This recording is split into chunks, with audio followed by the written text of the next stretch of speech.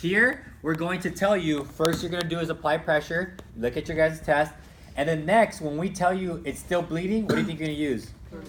A tourniquet. You go directly over to the tourniquet. You guys already assume that it's an arterial bleed. If you're not 100% sure, then yes, you want to make sure you apply the gauze and wrap it, all that good stuff. But bright red blood that's spurting, what do you think that is? Arterial bleed, right? So there's different tourniquets, guys. There's on your guys' boxes, you guys have a blue one. Some of you guys have a blue one. Some of you guys have a black one. But they're all pretty much the exact same thing, right? So what do you think goes in here? Right, you'd be surprised. Don't try to laugh too hard on it. So you're gonna open it up, right? You're going to put it on the individual's arm. Where do you place it at? Do you place it right directly over the cut? Proximal. What was that?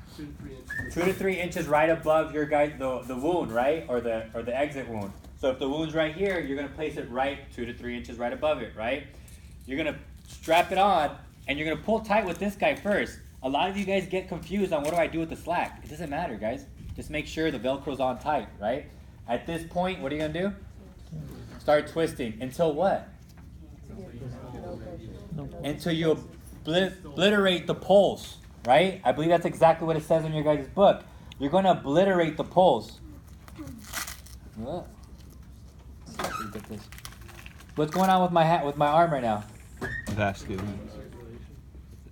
You can see the veins thriving, asking for blood, right? I'm cutting off the circulation to the bottom. So what does it mean when I tell you guys obliterate the pulse? No. I'm not going to feel a flow. pulse at the end. Yeah. Because I'm cutting off that circulation. Oh, the pulse is gone. So I'm going to apply it to my patient, right? Not on yourself, FYI, you do not test it on yourself. Cool. You're going to apply it to my patient.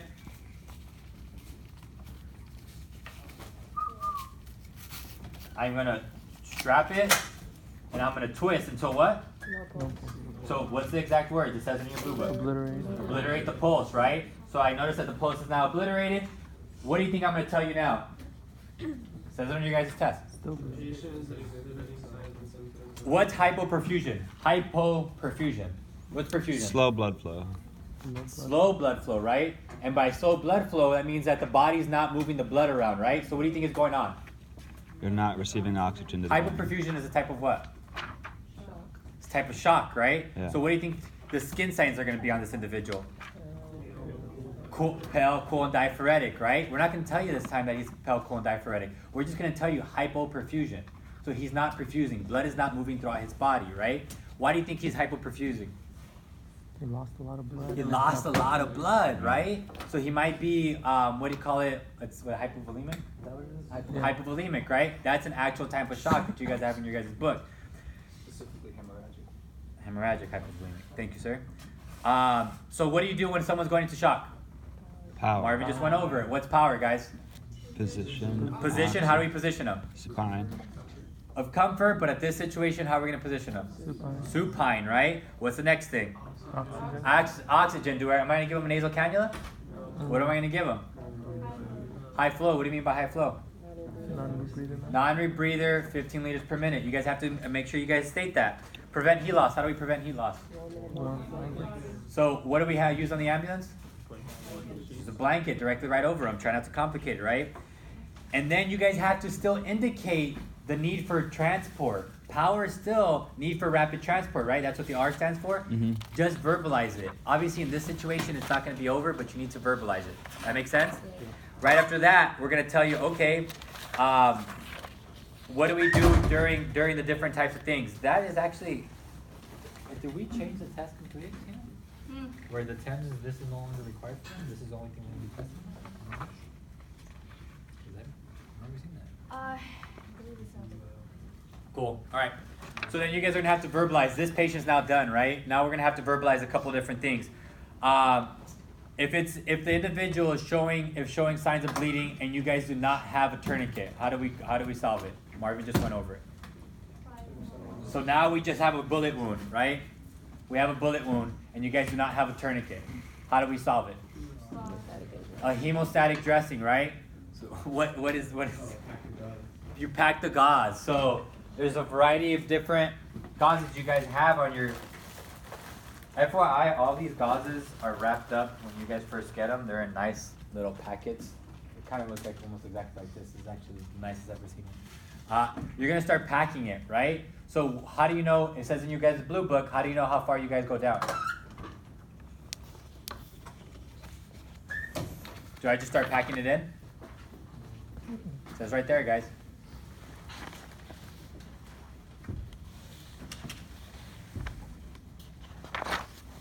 No? First of all, how many fingers do I use? 2 fingers. And what do I do? No? No? We're gonna go with this one?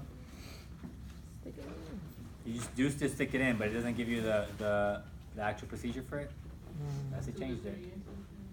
Didn't say it on there? You may have changed it. That might be my fault. No?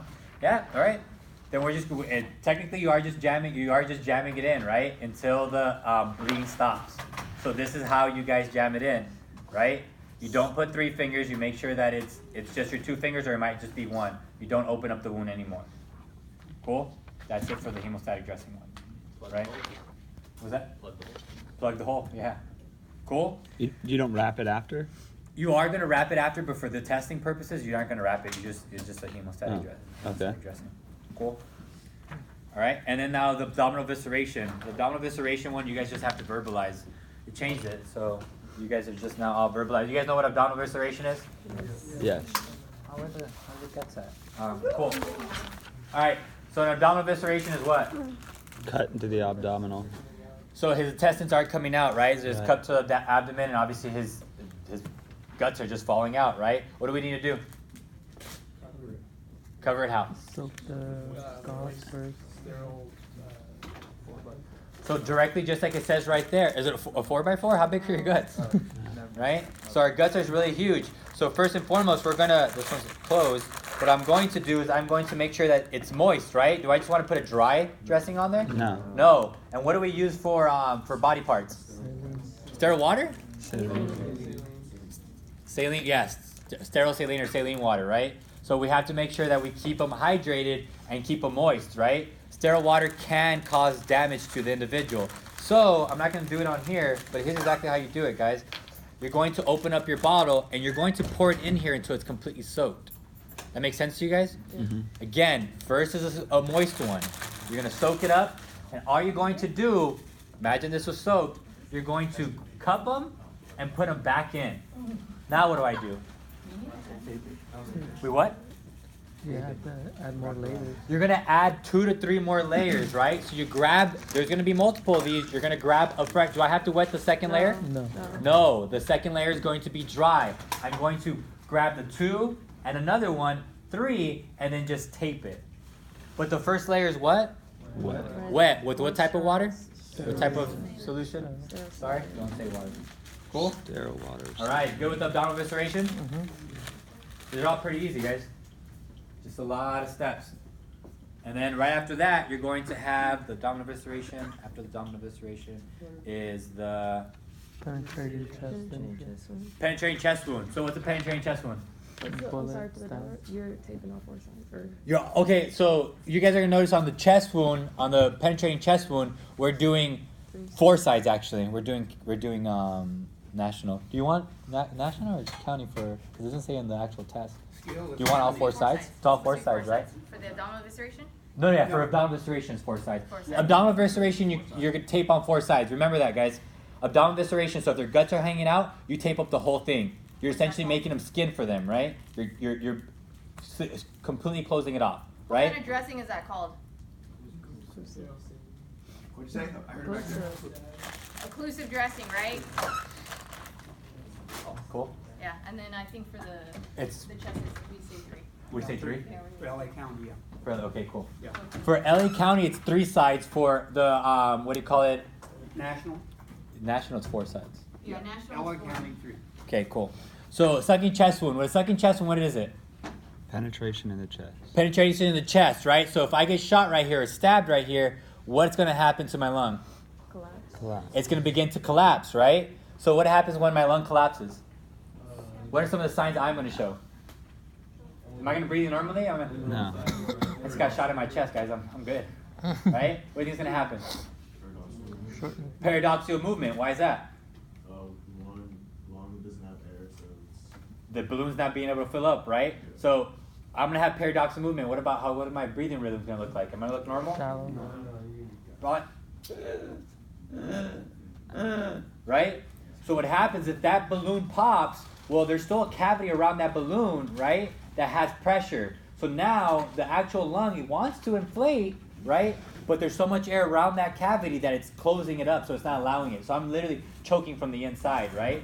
So what we're gonna do is we're gonna obviously simulate so air could come out, but no bacteria, nothing could come back in, right? So what we're going to do. Don't have it? No, no. The dressing for the Chest seal? chest seal. They're like in- There's a dressing. Yeah. Around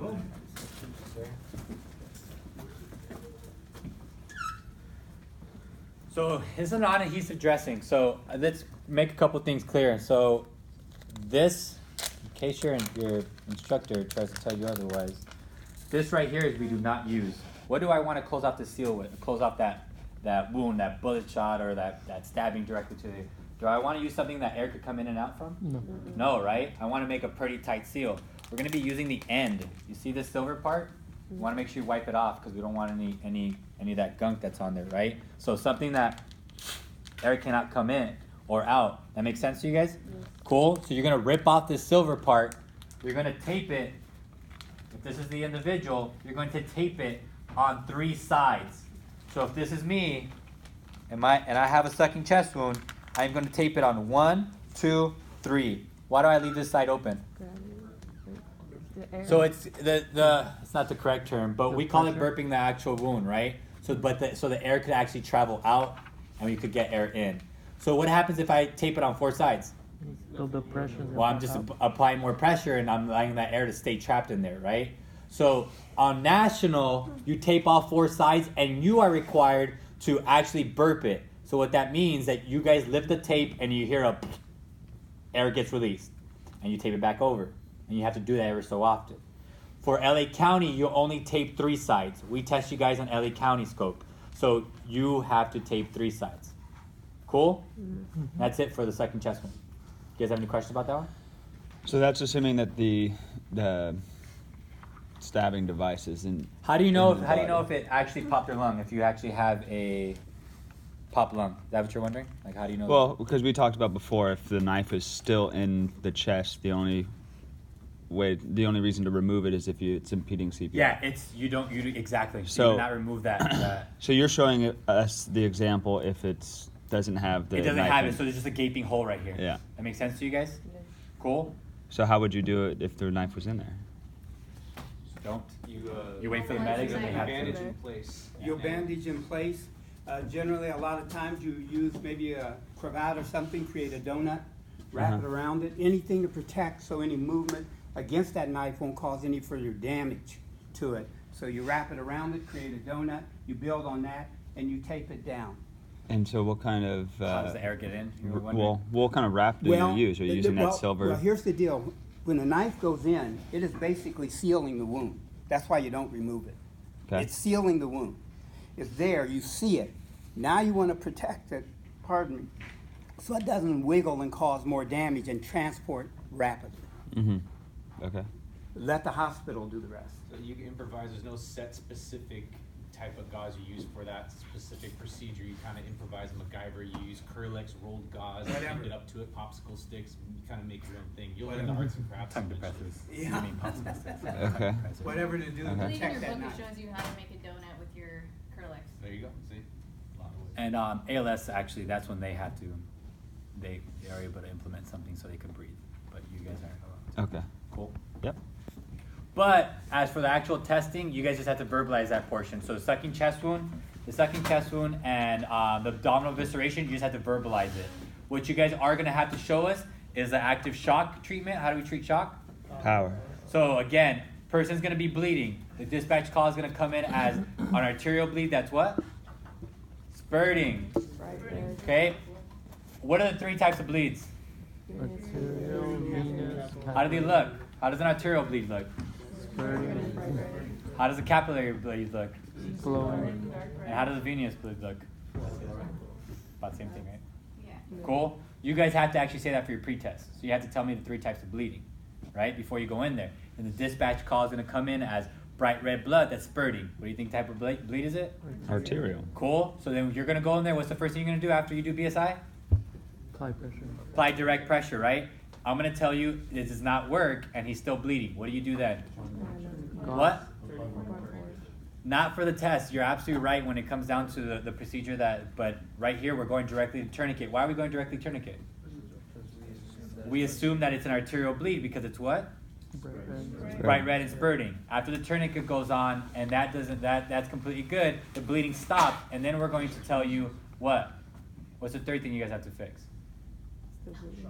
Shock. Shock. Yeah. This person's been bleeding for a while, right? They're going to show signs of shock. What are the signs of shock that we're going to tell you? We're not going to tell you cold pill diaphoretic. We're going to tell you that he's hypoperfused. I know some of you guys are taking this class. We always say cool pill and diaphoretic, but for this time, we're just going to say hyperperfused. We're not going to say cool pill and diaphoretic. Make sure you pick up on the vocab. Cool, guys? I have a question. What's up? So when you first arrive and you're applying pressure to the wound, and you realize you needed a tourniquet, do you hold the wound while your partner gets the tourniquet and they're putting it on, and you just like quickly release it? If you're while it puts wondering it when it comes down to how to apply it while you're doing it, so one, your instructor should always tell you make sure you have all your tools with you, right? So you always know what type of test you're gonna have, so you'll have all the tools that you need. This is gonna be somewhere near you. Hopefully you didn't leave it somewhere, right? Uh-huh. I could apply direct pressure. I'm applying direct pressure. How many inches do I go above? 2 to 3. Applying direct pressure. Oh, okay. Applying direct pressure, and now I'm able to now start turning this on their own without having to. Make sense? Yes. It's cool. Answer your Makes question. sense. Yeah, that's what I thought it was. I just want to make sure. Good. I know some of you guys didn't see. You guys saw that, right? Just make sure you guys move it with your hands. You guys are going to be doing that with one hand. Cool. All right. That's it. Anything else when it comes to bleeding? Any questions? What are we going to tell you for shock? Hyper.